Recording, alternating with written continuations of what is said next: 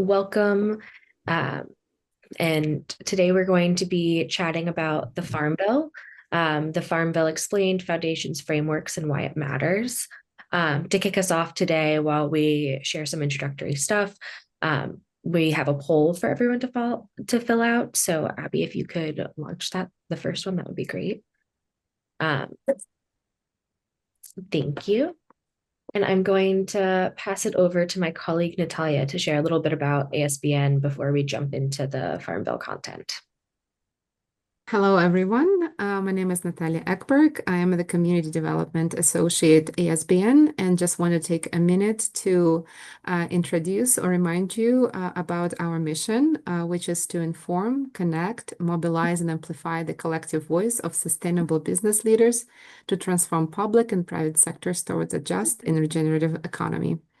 We are a membership organization and we offer a lot of programming covering different subjects. We offer opportunities to connect and network, and also a lot of opportunities to engage with policy initiatives. We have a couple of events coming up that I would like to share with you. One of them is conference. And I'll let my colleague Anayana to tell you about the conference. Thank you so much, Natalia. Hi, everyone. My name is Anna White, and I am ASBN's Head of Communications. So we have a really exciting event coming up. It's the Business Policy and Purpose Conference, the Business of Democracy, from October 21st through the 23rd, 12 to 3:30 p.m. Eastern Time daily. Day one will be on driving impact, business as a force for democratic resilience. Day two on policy and advocacy, the rewriting the rules for an inclusive economy. Day three on purpose and practice, building community power and collective action. I do want to highlight that we have a special offer and opportunity right now, 50% off, half off an annual membership to ASBN for any new members and membership renewals at our new tiers by October 20th. Plus free conference registration for members and their entire teams. So this is a huge savings and opportunity. If you're interested in that, get in touch with Natalia. She can drop her email in the chat. I'm also very excited to announce, you're the first to hear this because we're announcing it publicly tomorrow, but our headliner for the conference will be Rick Steves, TV host of Rick Steves Europe, best-selling author and successful businessman who sends over 30,000 travelers a year to Europe. As well, we also have Paul Rice, founder of Fair Trade USA, as our day one keynote, and a powerful day three keynote panel of women business leaders, the women driving systemic change through mission-driven business communities. So I hope you'll all join us for this really exciting event. Thanks, Anna. And we have a few more things that we just wanted to share with everyone. If you are a member of ASBN, we hope that you will consider joining one of our policy briefs or steering committee sessions. If you are interested in agriculture, like what we're talking about today, we have a Regenerative Agriculture and Justice Steering Committee. That's our group that comes together and directs the policy priorities that we uplift as a network. And then we also have a policy briefing call. If you don't feel like driving the ship on our policy decisions is really your thing, but you still want to stay involved, you still want to know how to uplift work that we're doing, and get a download on what's happening every other month in agriculture policy, we hope that you'll join our policy brief. And then on this screen, we have all of our other issue areas as well. Good. And finally, I wanted to share more about this policy forums series that we do. Every month, we have at least one policy forum webinar that is a deep dive in a specific issue area that falls underneath one of our buckets, our issue area buckets.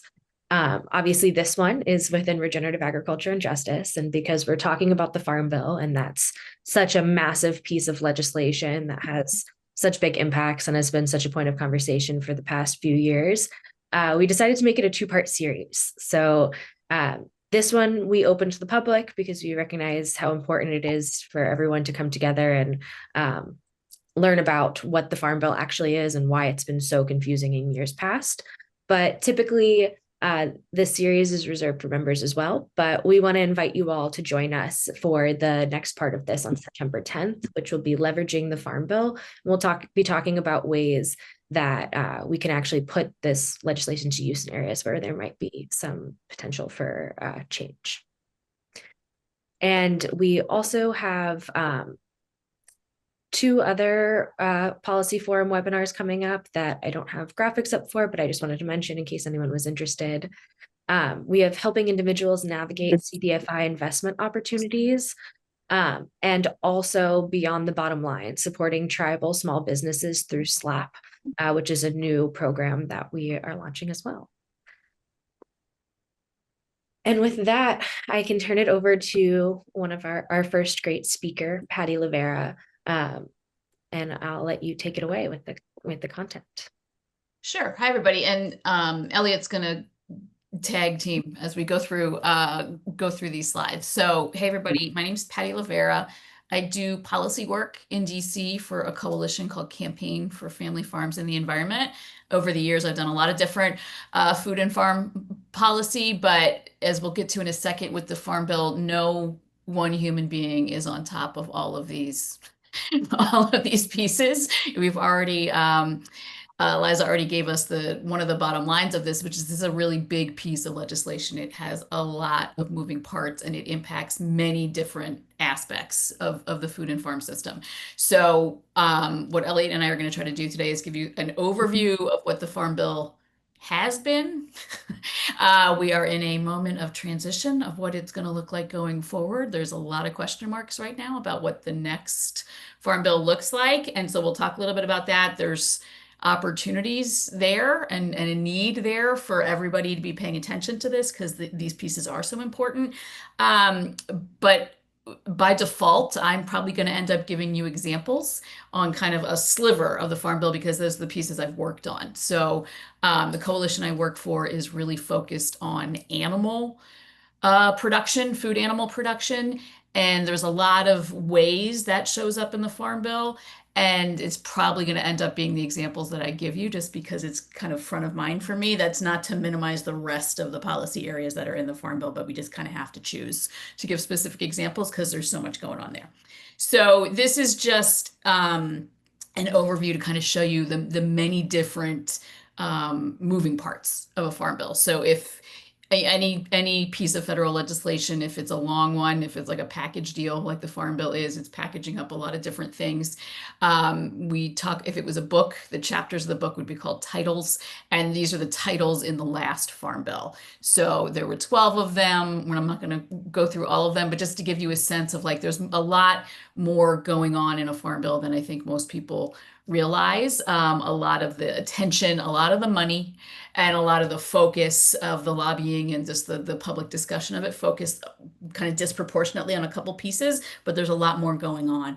So Title I, the commodity programs gets a lot of the attention and the energy and a big chunk of the money. So commodities are a specific legal thing in Farm Bill speak. So these are, kind of big acreage, mostly storable crops that are kind of driving the industrial food system. Corn, soy, wheat, dairy is a commodity. There's a very specific track for those types of crops and those types of supply chains. The second title is conservation, which is, if you're not in food and agriculture, can be confusing, but most of the land in the country that is privately owned, if there's any government interaction with how it's being managed, it might be through these programs we call conservation programs. So it's things like the Conservation Stewardship Program, which is you are doing certain things on your farm. You apply and you get a contract where you are paid for those practices because those practices are environmentally beneficial for X number of years as long as you keep doing it. Or it might be there's other programs that are basically grants to make an improvement, right? You need to put up fencing to keep pastured animals out of a stream, things like that. So there's many different programs in each of these titles that ideally are working well. And the Farm Bill, which we're supposed to do every 5 years, but we'll talk in a few minutes about how that hasn't been happening, is a chance to update or tweak or create a new program in one of these different buckets. So I'm not going to go through all of them, but just to highlight a couple. Nutrition is Farm Bill policy speak for one really of our only real social safety net programs we have left at this point, which is the SNAP program, Supplemental Nutrition Assistance Program. Back in the day, it used to be called food stamps. It's really the biggest piece we have left of a social safety net. We don't really do cash welfare anymore. It's kind of what's left for a lot of low-income families, and it's a huge driver of the politics of the Farm Bill, and we're going to talk about that in a couple minutes. Credit is important. Lots of farms run on credit, right? They have huge expenses up front. They don't have anything to sell till much later in the year. This is a fact of life in agriculture, and the government is very involved in that lending. And so you can make things better or worse for lots of different types of farmers based on what the rules are for the government and the USDA's involvement in the credit system. Rural development is a huge source of government spending, and it can be spent well or it can be spent badly. There's huge amounts of money that is coming out of that rural development title. I'm not going to go through all of them, but I will point out a lot of folks are like, where's the vegetable title? Where's the what stuff? John wrote needed some actual. Where's the stuff we're supposed to eat title? And a lot of that falls under horticulture, which is just in the last Farm Bill, that was Farm Bill speak for what we call specialty crops, which is stuff that's not those commodity crops. So a lot of things for organic agriculture come under horticulture, local. We have local food system programs. They might be in horticulture. They might be parked in research. Sometimes you have to find your way in based on what you want to do.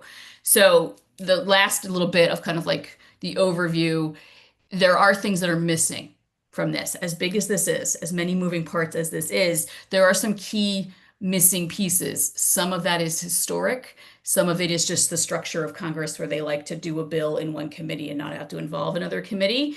But one of the big ones that's really missing here is labor, right? And there's a lot of reasons for that. Many of them historic, many of them not acceptable, is the shorthand. And this is a perennial conversation of when we do the next Farm Bill, can we do more to acknowledge the role of workers in the food system and the protections they do not have, is the short version. And that is an ongoing policy fight and political fight. And, there's a lot up for grabs there that there's a lot of organizing to try to address that gap. Elliot, do you want to add anything to that, or should we go on to the next slide? No, I think you really captured it all really well. I guess to kind of pair to that labor aspect, also immigration, something that's been super hot. And so another element where we have these complicated cross-jurisdictional challenges between different committees. So ag might be kind of not clear about where the overlap is with the Department of Labor, for example. And so definitely some nuance to all of this. You'll see the miscellaneous title. There's historically been titles added as things come up. And right now, miscellaneous is kind of a melting pot for those things that don't necessarily have a dedicated place among the other 11 titles. So if you're wondering about what might be in there, it's a bit of a mixed bag. So just a little bit of clarification there as well. But I think really well said, Patty. Yeah, and so this is going to, when we do a Farm Bill, if we do a Farm Bill as we've been doing them, I mean, it is a massive piece of legislation, right? We could do an hour on each of these 12 titles and talk about the moving parts. There's so many, sub-programs, pilot programs, tweaks, et cetera, that you could make. And so often we start with the issue that people want to talk about and kind of find our way in, and say, oh, that's in the research title, that's in the crop insurance, et cetera, et cetera. And a theme you'll hear, especially as we talk a little bit more about what some advocates are doing, is there's a lot of these programs that are kind of historic that were written for one kind of farmer. And that does not reflect today's, it always left people out, but it's really leaving people out now who might be, younger or earlier in their career or from a non-traditional background, like not inheriting land. And do these programs serve them? And the answer is often no. And that's an opening for future advocacy in future Farm Bills. So we can go to the next slide. And this is just to show some of the proportions. This is not a value judgment on, what the right amount of money is. This is just a reality of the last farm bill and kind of the current structure we are living under, although changes are coming. This is just to show the proportion of the money that is spent because of a 5-year farm bill. Don't worry about the years and the dates. This is really just to show kind of like the balance. If you made it a pie chart, the hugest proportion, 75, 80% would be those nutrition programs, which is largely SNAP. And so that's important because if you change that, a lot of people are going to be impacted. There's huge impacts on the states that we're going to talk about, but it also impacts the politics and the likelihood that we pass a bill. So for in kind of modern times, and anybody who's working in farm policy now, in their lifetime, there has been this assumption and kind of the conventional wisdom that farm bills pass because there is an alliance between folks who are motivated by nutrition programs, that assistance for low-income families, whether it was food stamps or SNAP. They want to get a farm bill done because they're in the bill, and that farm programs, folks who are this, the associations or, in the supply chain for corn or soybeans or dairy or whatever it is, they have an interest in those farm side programs. They've made a deal, they're in the same bill together, and that alliance gets the bill across the finish line because this is a hard thing to do. It's a very big package with a lot of moving parts. And historically, it hasn't always been pretty, but it has gotten done. And people used to say that, you'll never see a farm bill expire. They'll always get it done because enough interests want this to get across the finish line. And that has broken down. And there's a lot of reasons it's broken down, but one of them is kind of the bigger cultural, political, at-large conversation we are having about the role of the government in helping people and the role of these nutrition programs. And that has really turned a corner. 10 years ago, people would have said you were crazy if we told them the position we are in right now, and what is happening to the politics of the farm bill and the alliances that traditionally have gotten a farm bill across the finish line. So we can go on to the next slide. So I'm just going to give some examples. Again, I am not doing justice to all the moving parts of the farm bill because that's impossible. But for my portfolio, for the group that I work for, the Campaign for Family Farms and the Environment, which is very concerned about a shift that we have seen in the last 30 years from small, independent, usually more sustainable livestock production done, spread across diversified family farms. We have seen a shift away from that towards very large, concentrated operations growing thousands or tens of thousands of animals in one place, usually tied to a handful of very large processing companies, meat or dairy companies. And that didn't happen because it's a logical system, the most efficient system, that it's the best system in any way except for those large buyers, right? Those large concentrated companies, but there's a ton of policy behind it. It is not an accident that we've seen that transition in animal production. So this is just like a little smorgasbord of what we see when we look at a farm bill as folks who don't like the way we are raising animals currently and want to do it a better way. So in no particular order, we would go in there and change in that conservation title where there's all of these programs. There's one in particular called EQIP, which is the Environmental Quality Incentives Program. So it gives grants to farms to make an environmental improvement. Sounds great, right? And it is. It's a super popular program. In some states, 70% of applicants get turned away because it's so popular and they run out of money. But we see really large checks getting written to what we would call a factory farm to build the lagoons where they hold all of their manure, which are very expensive and very specific to raising too many animals in one place. So you could change the rules. I won't bore you with every line of code that we want to change, but you could change the rules of who's eligible for how much and for what practices and steer that money back to spread it around more fairly. So that's one example of like a targeted way you could get in the farm bill and hopefully shift towards a better production system. There's a technology called manure digesters, which is trying to capture the gas that comes off very large amounts of manure. And supposedly it's a green energy, very, very, very expensive, very, very, very tied to these large operations. We don't think it should be getting farm bill money. There's a couple of pots of money, things like that. The USDA gives loans to new operations that are very much in this model, and we would like to see that stop. So we can go on and on. so this is just one example for one set of advocates who are trying to tackle one piece of the food system. We see all of these different ways we could get into the Farm Bill. There's a lot about the marketplace where folks who are raising the animals the right way get to sell. And is it fair? And the short answer is no, it's not. And that's been one of the drivers in driving small folks out and letting the big guys dominate. There are things we could do in a Farm Bill if the political will was there to do it. And then the last thing I'll say, because I think possibly for this network, you might have a lot of interest in this set of programs, and I think your next call will also get into this. There's a lot we could do in a Farm Bill in various titles, in various pieces of the bill to build a better system, right? What gets research dollars? That is, this is the state of the art, and then it gets out there and we teach farms and food businesses the best way to tackle a problem. Whether it's a pest problem or, a marketing problem, like a lot of research infrastructure is very geared towards solving problems for the biggest players and nobody else. Can we redirect that research agenda? Rural development is spending money on, business and industry loans, on, rural water systems. What are the criteria? The Farm Bill can influence that. LAMP is a good acronym to know. It stands for Local Agricultural Marketing Programs, I think, and it's kind of like the local foods portfolio of the Farm Bill.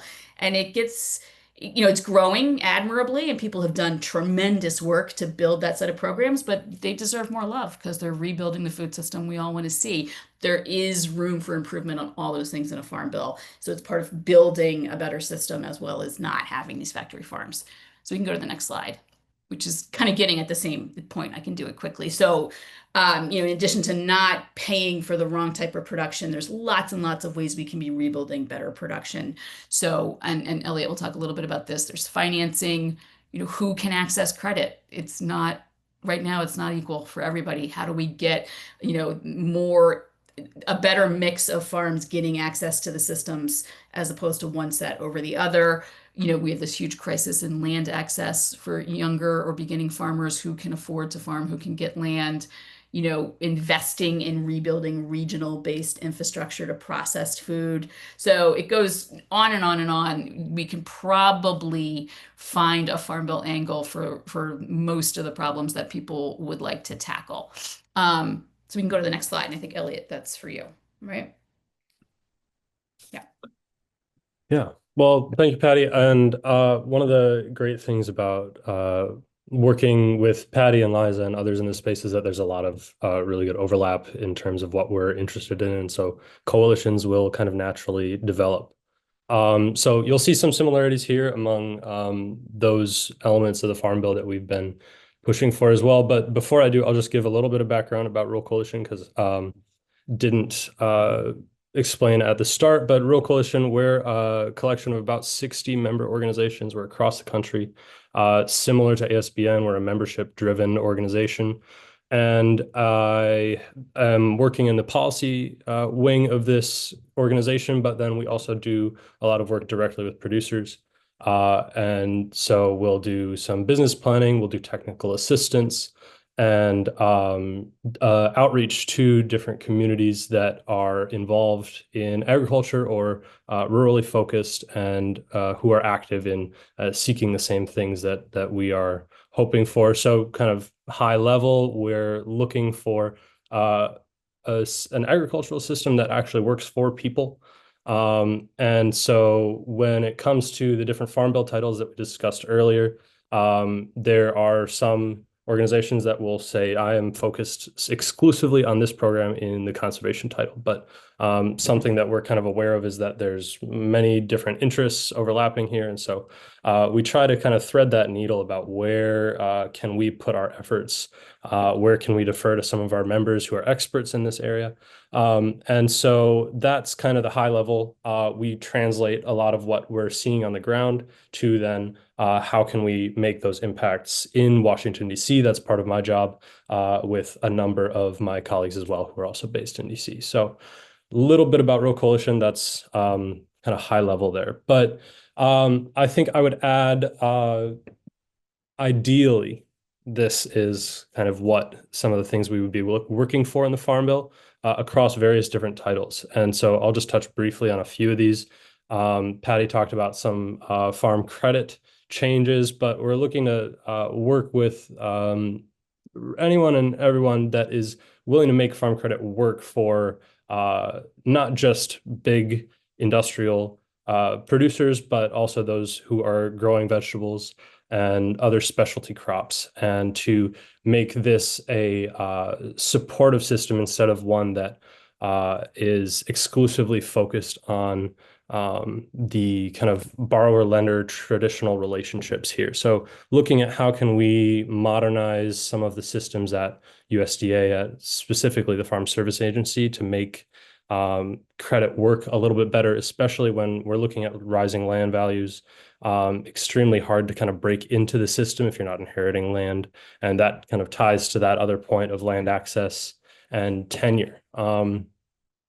And then making sure that the next generation, those that are either passing down their land or looking to hand it off in some other way, have the right systems in place. So another piece is heirs property, where we've been working to make sure that if someone who owns a piece of agricultural land passes without a clear succession plan, any of their descendants then get fractional shares of that property or whatever assets they had. And then as generations go on, as you can probably imagine, those issues get extremely complicated.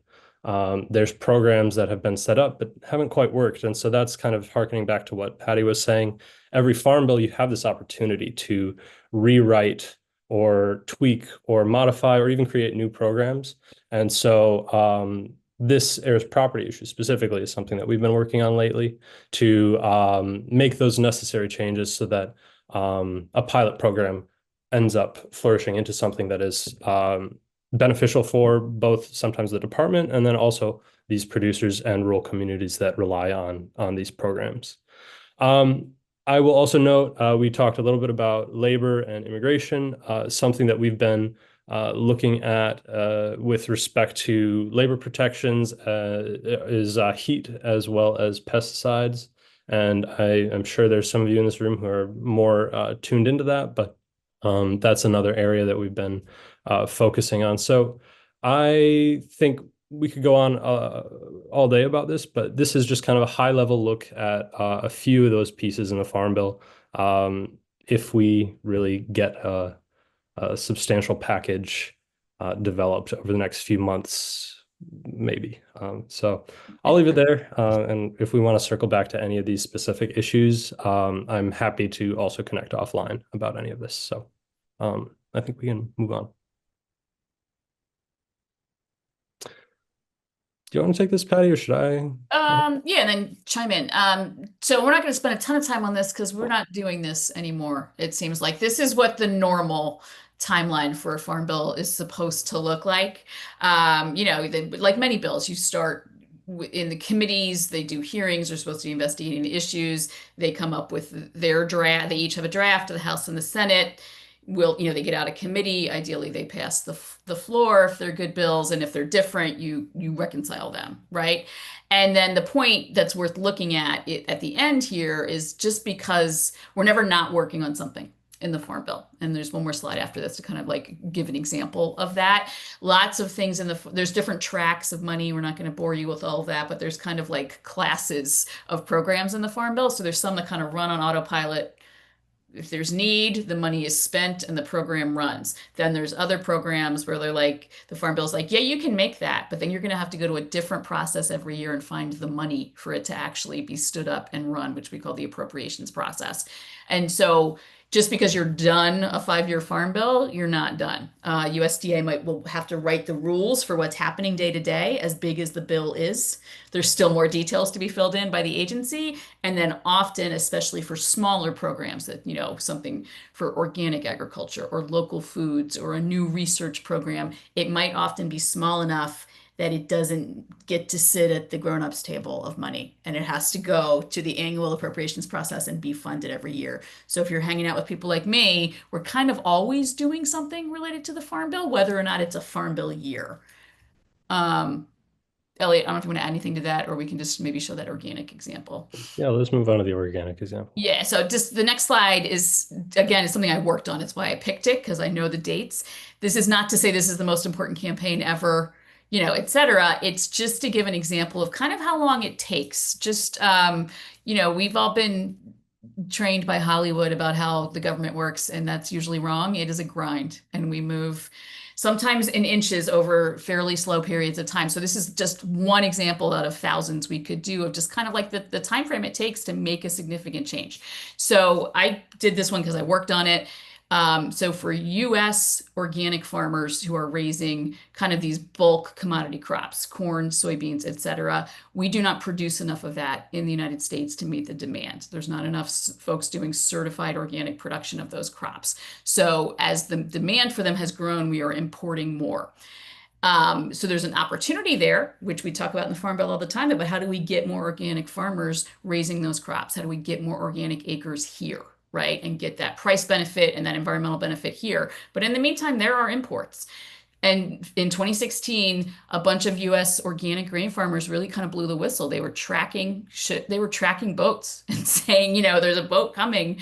It, unloaded a bunch of organic grain. Our price fell apart, and we looked at the country it comes from, and there's not enough acres in that country to have produced that organic load of corn or soybeans or whatever it is. So they really figured it out about their market. They blew the whistle, and it was hard to get attention on it, but we did get attention from the Washington Post, very like strong investigative story about, is this stuff becoming organic on the boat ride over? And then at the same time, we were really pushing the USDA, who owns that label. They did Inspector General report. So we're just kind of building the case that there's a real problem here. And that led into that 2018 Farm Bill cycle. And we did, and in a bipartisan way, this was actually a very bipartisan issue, got language saying USDA needs to do these steps and set up more protection so that we don't have a really easy loophole for imports to be fraudulent.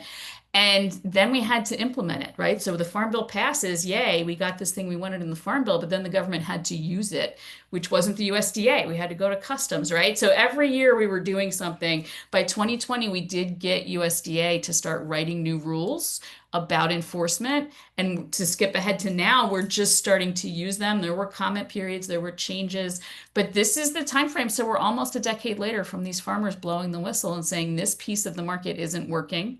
There's a regulatory gap that can be closed.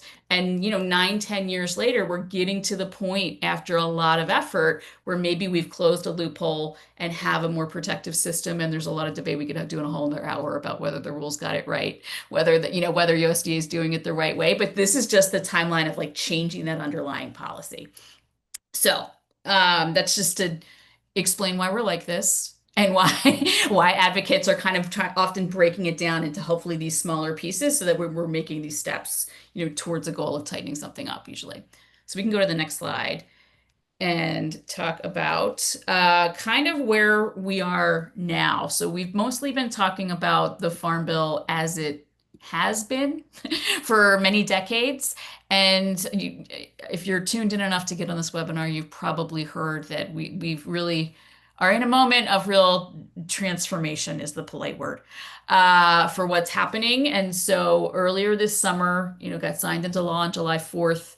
There was the One Big Beautiful Bill Act, which was a budget reconciliation, which is a special process. We're not going to get into the details of that, but it's a bill that has to do with money. But in the course of adjusting where money goes, really dramatic changes were made to the Farm Bill that we are living under and what happens next. So the 2018 Farm Bill expired in 2023.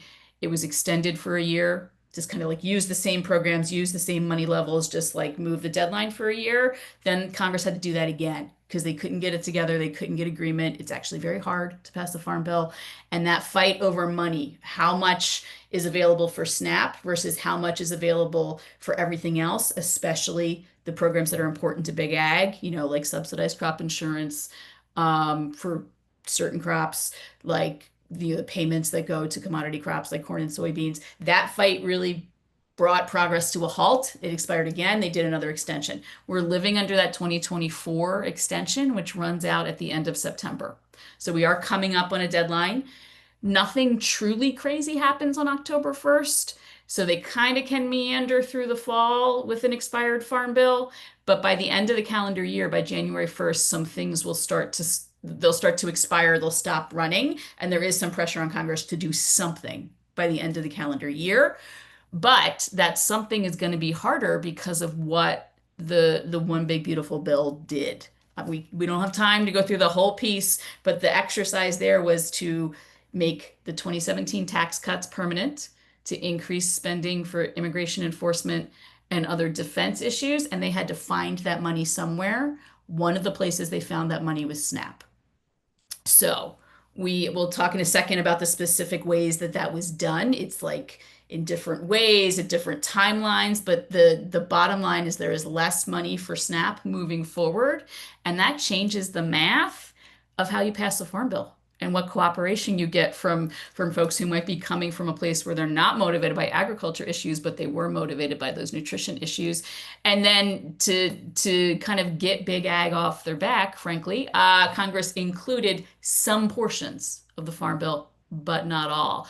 And the portions they included, and we'll show a picture that shows this a little bit in a second.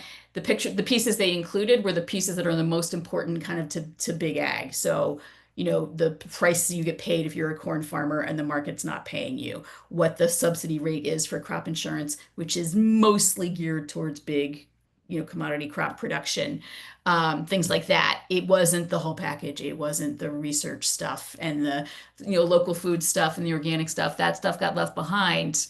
And now to do a next farm bill will be complicated because the math and the formula to get the political will to do it has kind of been blown up. I'll let you want to add anything to this, or we can show our pictures of.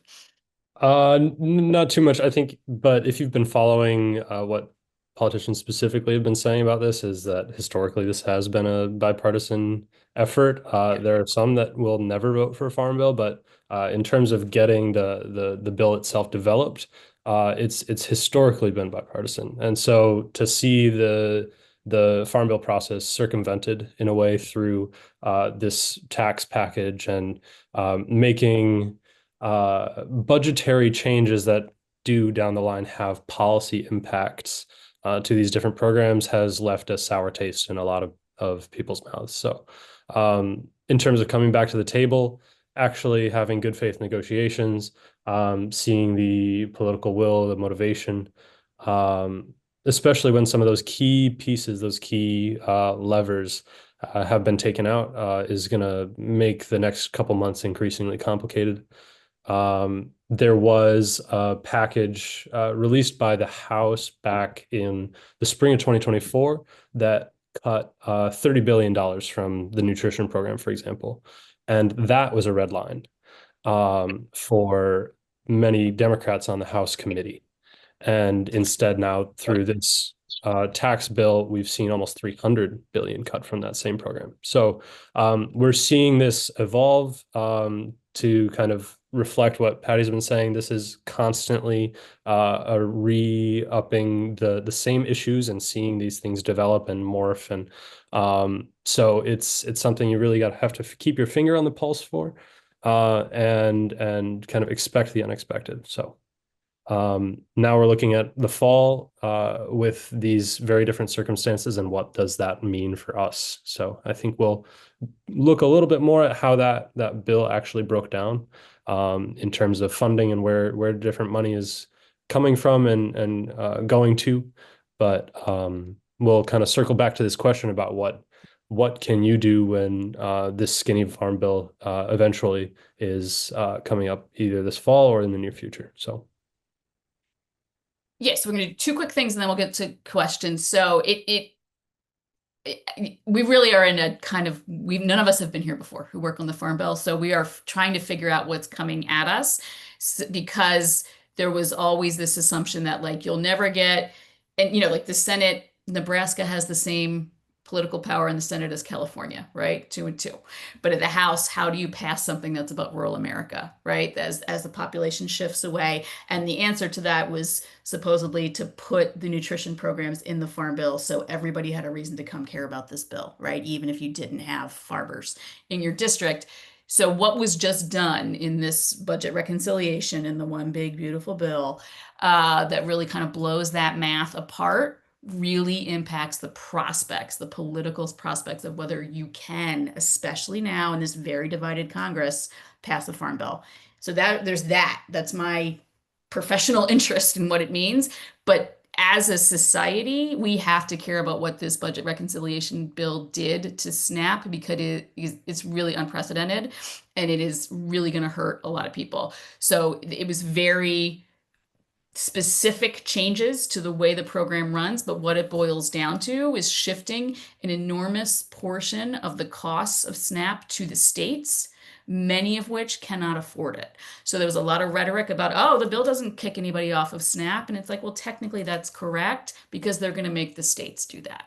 And there's different timelines for when things are going to happen. But if you work at the state level, we are inevitably, when you think about state budgets, staring down a train that is coming for state budgets when you combine what they are going to have to pay now for SNAP and also Medicaid, which is a whole another hour.